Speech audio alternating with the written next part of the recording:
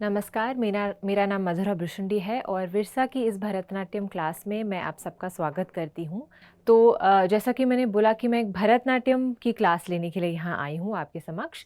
और भरतनाट्यम सीखने से पहले हम थोड़ा-सा समझते हैं कि भरतनाट्यम का अर्थ क्या है। भरतनाट्यम शब्द में ही उसका अम, उसके जो पहलू है वो छुपे शब्द में ही उसके पहलू छिपे हुए हैं। तो भ, र, त और नाट्यम ये 4 चीज़ें हैं जिनसे मिलता है मिलके जिनको मिला के बनता है भरतनाट्यम। और भ हमें मिलता है भाव से। और भाव को हम बहुत ही आसानी से समझ सकते हैं, जो हाव-भाव हम आम ज़िंदगी में भी प्रयोग करते हैं जिसका, वही हमें डांस में भी यूज़ करना होता है। तो वो है भाव, एक्सप्रेशंस या जिसको हम अभिनय बोलते हैं डांस में। फिर आता है राग, र जो हमें देता है भरतनाट्यम का। और राग का अर्थ जो है वो है जो म्यूज़िक है, संगीत है, वो हमें देता है राग। और संगीत के बिना नृत्य अधूरा है। तो राग भी एक बहुत ही महत्वपूर्ण पहलू है भरतनाट्यम का। और त आता है ताल से। और ताल का मतलब है रिदम या लय, जो आप आम ज़िंदगी में भी जिसको हम सुनते हैं। घड़ी का जो एक काँटा है वो एक ताल में चलता है, एक रिदम में चलता है। और एक दिन, एक रात, जो एक पूरा साइकिल है एक दिन का, वो भी एक ताल में चलता है, वो एक इक्वल डिस्ट्रीब्यूशन होता है। तो जब हम डांस भी करते हैं, भरतनाट्यम भी जब हम करते हैं, तो ताल में ताल को पकड़ के करते हैं, इधर-उधर नहीं भागते हैं, ताल को पकड़ के हमें डांस सिखाया जाता है और उसको हम प्रस्तुत करते हैं। तो त आता है ताल से। तो भ, र और त हमने समझ लिया। नाट्यम को अगर हम आसानी से समझना चाहें तो वो है डांस। उसमें और भी कई चीज़ें मिला के उसको नाट्यम बोला जाता है, पर अभी के लिए नाट्यम मतलब डांस हम समझेंगे। तो भाव, राग, ताल और नृत्य, इन सब का जो समावेश है जिसमें, वो है भरतनाट्यम। और ये तमिलनाडु जो प्रदेश है हमारे कंट्री का, इंडिया का, भारत का, वहाँ से, वहाँ के मंदिरों से शुरू हुआ गया ये डांस फॉर्म है। और अब मंदिरों से बाहर आ चुका है ऑफ कोर्स, और हर जगह किया जाता है। इंडिया के बाहर भी लोग इसको सीखते हैं, प्रैक्टिस करते हैं। तो अब केवल तमिलनाडु में ही नहीं किया जाता, हर जगह किया जाता है। और ओरिजिनली इसकी जो कॉम्पोजिशंस है, जो जिन कविताओं पे या कॉम्पोजिशंस पे डांस किया जाता था, वो ज़्यादातर संस्कृत और तमिल या फिर साउथ की लैंग्वेजेस में हुआ करता था। पर अब इसमें ब्रज भाषा, मराठी, अलग-अलग चीज़ें लोगों ने एक्सप्लोर की हैं। तो अब ये हर जगह है और हर अलग-अलग तरीके से किया जाता है। और अगर हम भरतनाट्यम या डांस, किसी भी क्लासिकल डांस को समझें, तो वो एक हमारे पास एक भाषा के जैसे होता है। तो उस भाषा से हम अलग-अलग चीज़ें कम्युनिकेट कर सकते हैं। तो हमारे पास एक टूल ऑफ कम्युनिकेशन है डांस। तो ज़रूरी नहीं है कि आप सिर्फ़ भगवान के बारे में बात करें। आप जिस भी टॉपिक के बारे में बोलना चाहें, ये एक लैंग्वेज है, एक भाषा है, एक कम्युनिकेशन का ज़रिया है, जिसको यूज़ करके आप अलग-अलग चीज़ें दर्शा सकते हैं। तो आज हम जिस पहलू की बात करेंगे उसको हम बोलते हैं हस्ताज़ या मुद्राज़, जो कि हाथ के अलग-अलग प्रकार। मुद्रा और हस्ता शब्द जो है वो सेल्फ एक्सप्लेनेटरी है, उसका अर्थ अलग से बताने की ज़रूरत नहीं है। हम अलग-अलग तरीके से हाथ को यूज़ करते हैं, वही कम्युनिकेट करने के लिए, अलग-अलग चीज़ें कम्युनिकेट करने के लिए हस्ता का प्रयोग किया जाता है।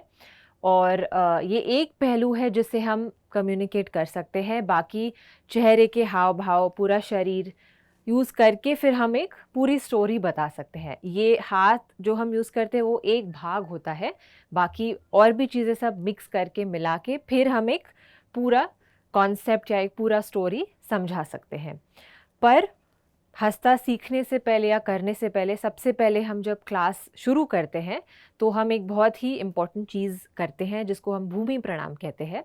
और वो क्यों? क्योंकि ये हमारा जो भरतनाट्यम है वो एक क्लासिकल डांस फॉर्म है जो मंदिरों से शुरू हुआ था।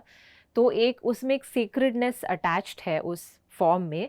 तो हम बहुत ही सेंसिटिविटी के साथ, हम जो धरती है जिसके ऊपर हम पैर मारते हैं हमारे फॉर्म्स में, डांस क्लासिकल फॉर्म्स में, उसको हम माँ के रूप में देखते हैं और आशीर्वाद लेते हैं। और एक क्षमा याचना भी करते हैं कि क्योंकि हम पैर उनके ऊपर मारने वाले हैं और हम अपनी जो डांस की क्रिया है वो उनके ऊपर पैर मार के करते हैं। तो हम एक क्षमा भी मांगते हैं, एक सॉरी बोलते हैं और आशीर्वाद भी लेते हैं कि हमारा जो डांस है हमें शक्ति मिले उनसे, धरती माँ से, और हम अच्छे से कर पाए। तो सबसे पहले हम इस तरह से हाथ रखते हैं। ये भी एक हस्ता है जो मैं आपको बताऊंगी, इसको कटका मुख हस्ता बोलते हैं। इसको इस तरह से सामने रखना है।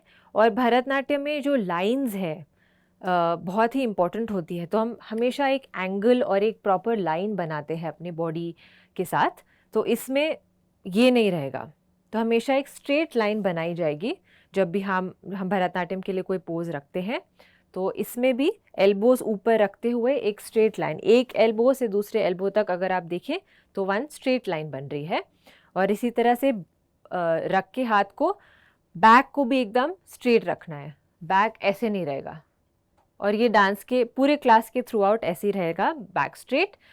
उसके बाद हम पैरों को पास में इस तरह से जोड़ते हैं और फिर शुरू करेंगे नमस्कार।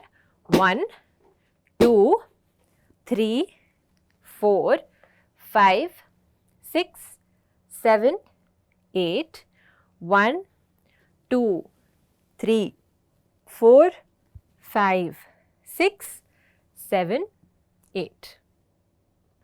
तो ये जो भूमि प्रणाम है वो धरती माता के लिए तो है ही, उसके अलावा हम 3 नमस्कार करते हैं इसमें। जब एंड में आपने देखा होगा 1 2 और 3। तो इन 3 नमस्कार, जो ये 3 नमस्कार है, उनका भी अपना एक मतलब है जो ध्यान में रखना ज़रूरी है। तो सबसे पहला जो नमस्कार है ऊपर किया गया वो है भगवान के लिए, या जो भी यूनिवर्सल एनर्जी या शक्ति आप जिसमें बिलीव करते हैं, आपका जिसमें विश्वास है, उसके लिए, क्योंकि उसके बिना हम कुछ नहीं कर सकते।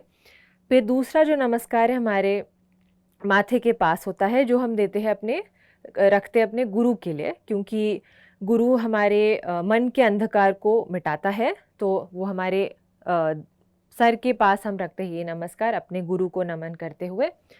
और तीसरा जो नमस्कार है जो मुझे सबसे सुंदर लगता है वो है हमारी ऑडियंस के लिए, या फिर जो भी हमारे सामने है, हमारे साथ जुड़े हैं। जैसे आज अगर मैं यहाँ नमस्कार करूँ तो आप सब लोगों के लिए है, सारे टीचर्स या स्टूडेंट्स जो भी जिन्होंने ज्वाइन किया है उनके लिए है ये हृदय के पास नमस्कार। तो दिल से प्रणाम करते हुए, और अगर स्टेज पे परफॉर्मेंस कर रही हूँ तो ये जो नमस्कार होगा वो मेरी ऑडियंस के लिए होगा, जो भी मुझे देखने आए हैं, जो भी दर्शक है।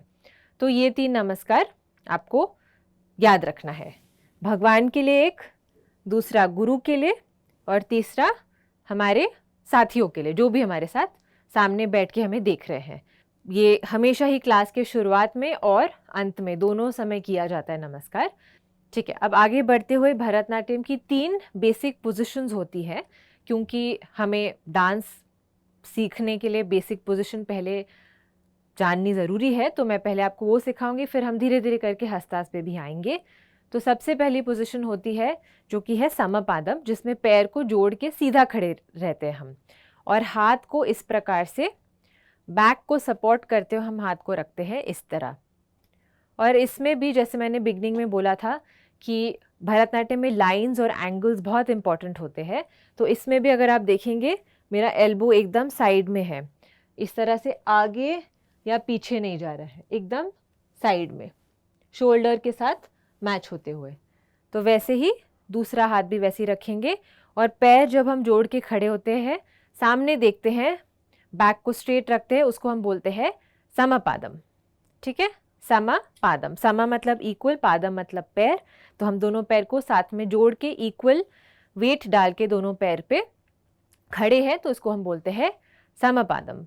उसके बाद हम इसी पोजीशन से, हाथ वैसे ही रहेगा, बैक भी वैसे ही रहेगी, हम पैर इस तरह से खोलते हैं और थोड़ा सा गैप देते हैं पैर के बीच में, और फिर इस प्रकार नीचे बैठते हैं। अब इसमें भी जब मैं घुटने साइड में खोल रही हूँ तो मेरा जो घुटना है वो एग्जैक्टली पैर के ऊपर है, इस तरह से आगे नहीं जा रहा है। ठीक है, तो एकदम उसी के ऊपर रखते हुए सीधा बैठना है, सीधा देखना है, और हाथ वहीं, हाथ आगे या पीछे ऐसे नहीं करेंगे, बिल्कुल साइड में, और सीधा बैठना है। और पैर के बीच में थोड़ा सा गैप रखना है, एकदम एड़ियों को मिला के नहीं बैठना है, थोड़ा सा गैप लोगे तो आप अच्छे से और बैठ पाओगे। कोशिश करो कितना मैक्सिमम जा सकते हो। Okay, relax. मुश्किल था बैठना पोजीशन में, थोड़ा दर्द हो रहा था। एक बार फिर से पैर खोलो, बैठो। अब इस पोजीशन में बैठ के ही मैं आप लोगों को इस पोजीशन के बारे में बताती हूँ। इसको हम बोलते हैं अरमंडी। अरय का मतलब होता है हाफ या आधा, मंडी मतलब सिटिंग या बैठना, तो हाफ सिटिंग पोजीशन है ये। ठीक है, अब यहाँ से अगर हमें फुल सिटिंग करना है तो हम सीधा नीचे बैठ जाएंगे। इसमें भी हमारा बैक स्ट्रेट है, हाथ साइड में है, घुटने भी साइड में है, और हम इसको बोलते हैं मुरु मंडी। मुरु मतलब फुल, मंडी मतलब सिटिंग या बैठना, तो फुल सिटिंग पोजीशन, हाथ अभी भी साइड में। तो ये हो गया मुरु मंडी। फिर आता है अरमंडी। उठ जाओ सब, कोशिश करो सीधा एकदम उठ के बैठो। और फिर समपादम, सबसे आसान, कुछ दर्द नहीं होती इसमें, पर इसमें भी सीधा, बैक को सीधा रखना बहुत ज़रूरी है। ऐसे करके नहीं खड़े रहना इधर उधर देखते हुए, सीधा एकदम, और सामने, आंखें सामने। ठीक है, सो एक बार फिर से रिवाइज करते हैं ये बेसिक 3 पोजीशंस। समपादम, सीधा, फिर पैर खोल के थोड़ा सा गैप देके नीचे बैठते हैं, उसको बोलते हैं अरमंडी। फिर पूरा नीचे बैठेंगे, उसको बोलते हैं मुरुमंडी। मुरुमंडी, अरमंडी, समपादम, समपादम, अरमंडी, मुरुमंडी, मुरुमंडी, अरमंडी, समपादम। ठीक है, सब समझ गए ये बेसिक 3 पोजीशंस? पक्का याद रखोगे? Yes, okay. 3 ही पोजीशंस है और 3 ही नाम है, मुश्किल नहीं है बिल्कुल भी। ठीक है, अब हम एक चीज़ ट्राई करेंगे। अब हम अरमंडी पोजीशन में बैठेंगे और 20 सेकंड्स के लिए होल्ड करें, कोशिश कर सकते हैं, पर उसमें बैक को स्ट्रेट रखना है, बैक आगे पीछे बिल्कुल नहीं जाएगी। 1 2 3 सिट। 1 2, पूरा नहीं बैठना है, half sitting. 4 5 6 7 8 9 10, back straight. 11 12, back आगे नहीं बिल्कुल भी। 14 15 16 17 18 19 20। ओके, ऊपर आओ। और ये बहुत इम्पॉर्टेंट है पोजीशन, क्योंकि हम इसी में डांस करते हैं।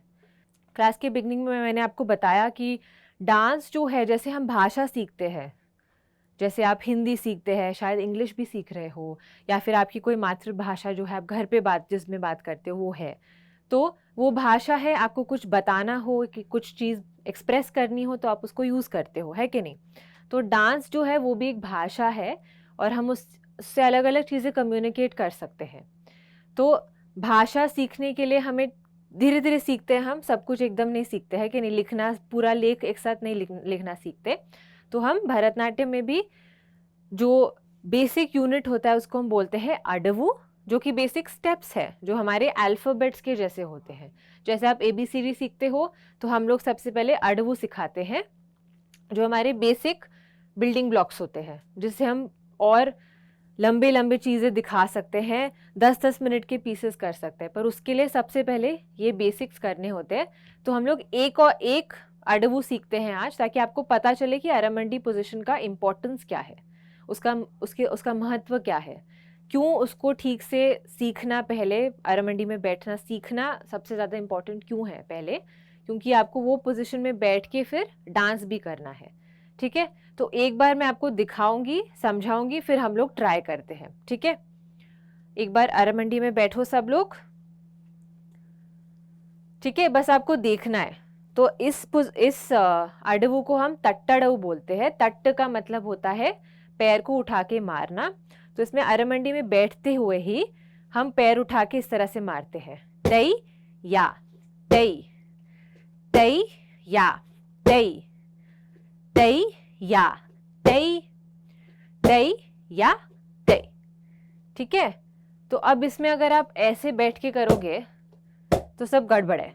ठीक है, तो अरमंडी में बैठना बहुत ज़रूरी है और सही पोजीशन में बैठना। तो आपकी बैक स्ट्रेट रहेगी, हाथ साइड में रहेंगे और इस तरह से बम को बाहर नहीं निकालना है, स्ट्रेट।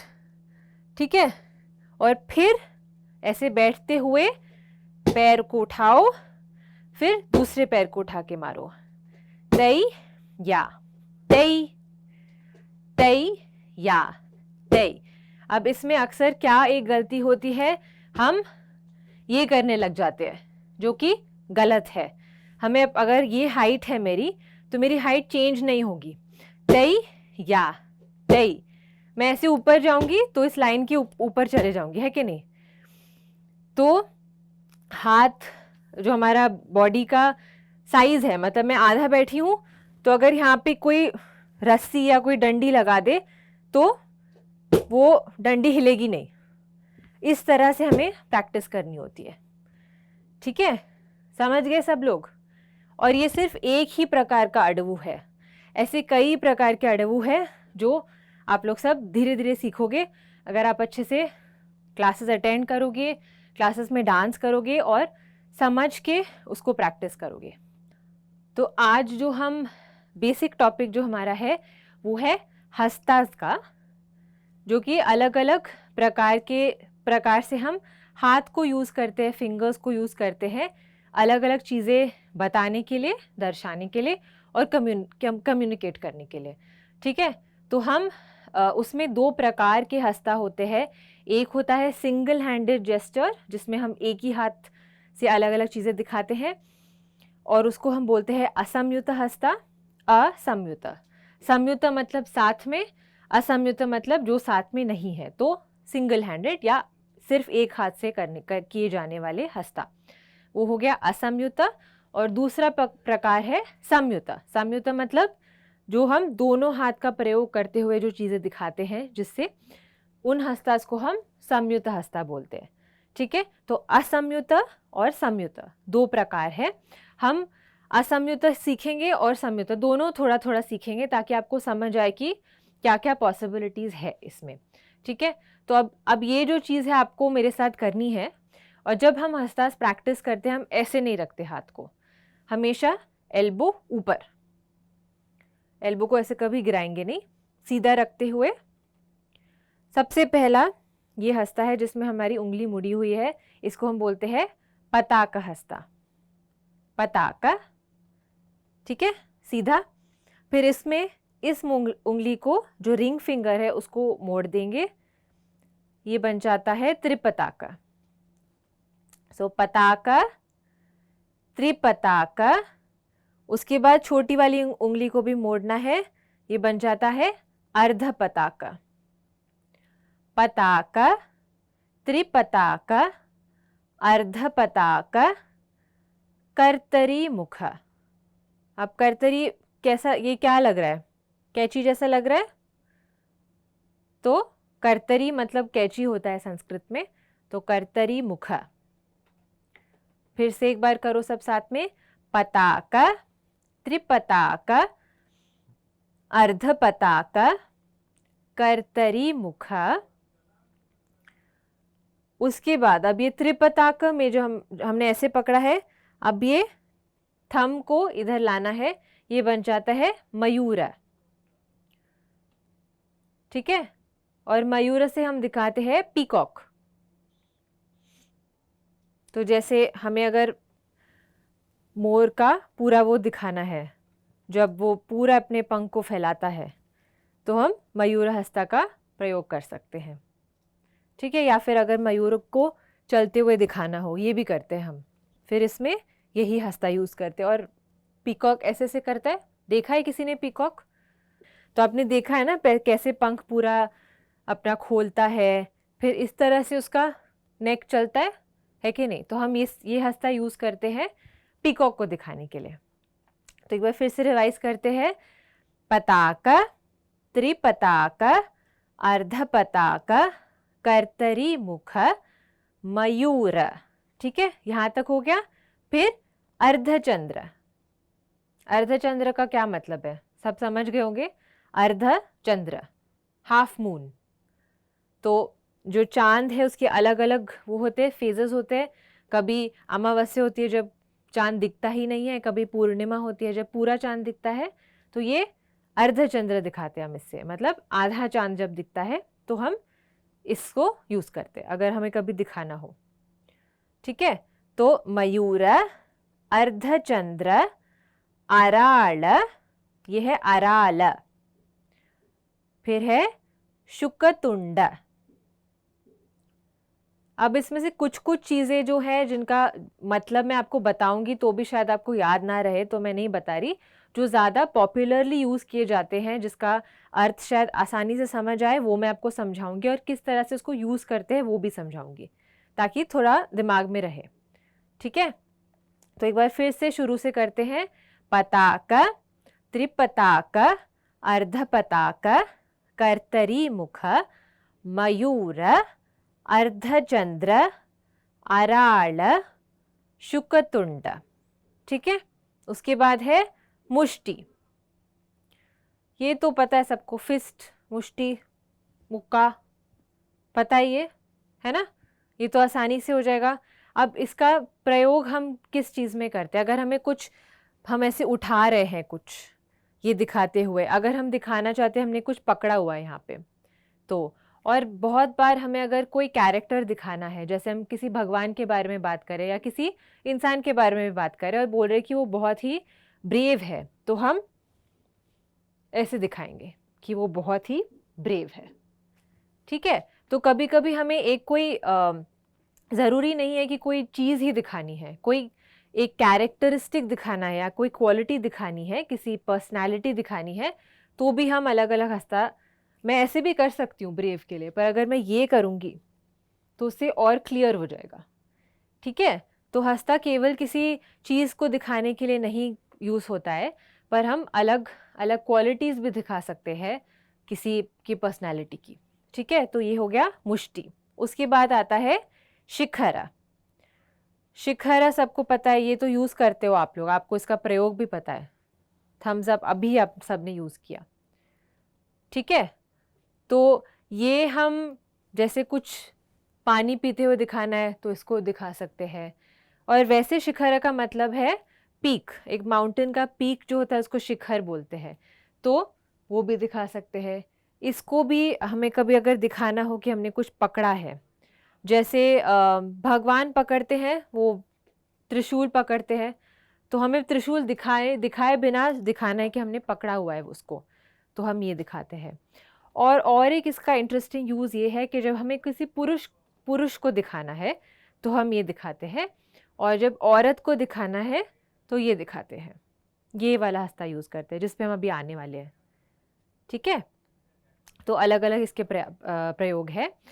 तो मुष्टि, शिखर, कपित्त, कटकामुख। अब ये फेमिलियर लग रहा है, यूज किया है हमने ये हस्ता, देखा है आप लोगों ने, क्लास में यूज किया था, नमस्कार किया था सबने साथ में, किया था कि नहीं किया था? देखा था आप लोगों ने नमस्कार, ऐसे शुरुआत की थी हमने क्लास में। तो ये हस्ता हम उसके लिए यूज करते हैं। ये बहुत सारे अडबूज में भी अलग अलग मूवमेंट्स दिखाने के लिए, हमें अगर अलग अलग शेप्स बनाने हैं डांस करते हुए तो ये वाला हस्ता बहुत यूज होता है। ठीक है, हाँ वेरी गुड, सब कोशिश कर रहे हैं, वेरी गुड। तो अब जो कटका, इसको बोलते हैं कटकामुख, और इसके 3 अलग अलग तरीके हैं दिखाने के। एक ये है कटकामुख, फिर ये है कटकामुख, और ये कटकामुख। ठीक है, तो 1, 2 एंड 3, 3 प्रकार के कटकामुख। ये मैंने अभी आपको बताया था, अगर हमें किसी नारी को दिखाना है या किसी देवी को दिखाना है तो हम ये यूज़ करते हैं। बहुत बार हम इसको बर्ड दिखाने के लिए भी यूज़ करते हैं। तो बर्ड वहाँ पे ट्री पे बैठी हुई है और कुछ कुछ बोल रही है, और फिर उड़ के यहाँ पे पास में आ गई। ठीक है, तो ये बर्ड को दिखाने के लिए भी यूज़ होता है। अब हम एक बार फिर से पताका से लेके कटका मुख तक करते हैं, ठीक है। पताका, सब साथ में करो आप लोग। पताका, त्रिपताका, अर्धपताका, कर्तरी मुख, मयूर, अर्धचंद्र, आराल, शुकतुंड, मुष्टि, शिखर, कपित्त, कटकामुख, कटकामुख, कटकामुख। ठीक है, यहाँ तक थोड़ा बहुत समझ आ गया सबको? यस? हाँ, एक और बार करते हैं, ठीक है। पताका, त्रिपताका, अर्धपताका, कर्तरी मुख, मयूर, अर्धचंद्र, आराल, शुकतुंड, मुष्टि, शिखर, कपित्त, कटकामुख, कटकामुख, कटकामुख। ठीक है, ये हो गए असंयुक्त हस्ता। और भी है, मैं पूरा नहीं करवा रही क्योंकि बहुत ज़्यादा हो जाएगा। अब हम थोड़े से संयुक्त हस्ता भी सीखेंगे ताकि आपको दोनों में क्या फ़र्क है ये भी थोड़ा समझ आ जाए। ठीक है, तो सबसे पहले जो हम संयुक्त हस्ता या डबल हैंडेड जेस्चर जिसमें दोनों हाथ का प्रयोग होता है वो हम थोड़े से सीखेंगे। तो सबसे पहला संयुक्त हस्ता है अंजलि, जो कि हम यूज़ करते हैं सब लोग नमस्कार करने के लिए, है कि नहीं? तो इसको बोलते हैं अंजलि। फिर कपोत, उसमें बस हाथ को इस तरह से फुला देना है। कपोत, कर्कट, स्वस्तिक। अंजलि, कपोत, कर्कट, स्वस्तिक, डोला। अब इसमें हाथ ऐसे स्ट्रेट नहीं रहते हैं और ऐसे भी नहीं रहते हैं, कहीं पे बीच में। तो हाथों को हम सुंदर तरीके से पकड़ने की कोशिश करते हैं। अब ये जो है इसका मतलब तो स्विंग होता है, झूला जिसको बोलते हैं हम, पर हम झूला दिखाते नहीं ऐसे। हम जनरली क्या करते हैं, बहुत बार जब हमें डांस में वॉक करना होता है तो हम ये वाला हस्ता पकड़ते हैं और इस तरह से वॉक करते हैं। तो हस्ता डोला हस्ता ही है, पर इसको सुंदर तरीके से यूज़ किया जाता है। ठीक है, तो डोला हस्ता का ये एक सबसे इम्पॉर्टेंट यूज़ है। तो एक बार फिर से बिगनिंग से करेंगे। अंजलि, कपोत, कर्कट, स्वस्तिक, डोला, पुष्पपुट। फूल पकड़े हुए हाथ में, ऐसे सोचना है हमें। पुष्पपुट, उत्संग। तो हम इसको यूज़ करते हैं दिखाने के लिए कि जब हम किसी को हग करते हैं इस तरह से, तो उत्संगा वहाँ पे यूज़ होता है। ये हस्ता एक्चुअली एक असंयुक्त हस्ता है जिसको हम दोनों हाथ से यूज़ करके फिर इस तरह से दिखाते हैं, उत्संगा दिखाने के लिए। ठीक है, एक और बार थोड़ा और धीरे बोलूँगी मैं ताकि आपको वर्ड समझ आए।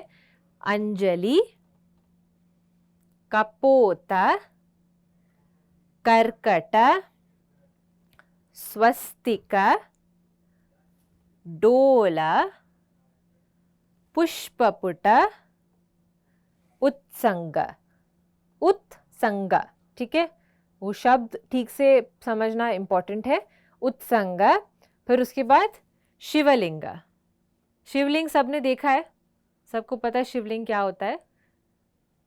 आई होप सबको पता है और सबने देखा है किसी ना किसी मंदिर में, एटलीस्ट उसके बारे में सुना है, पढ़ा है।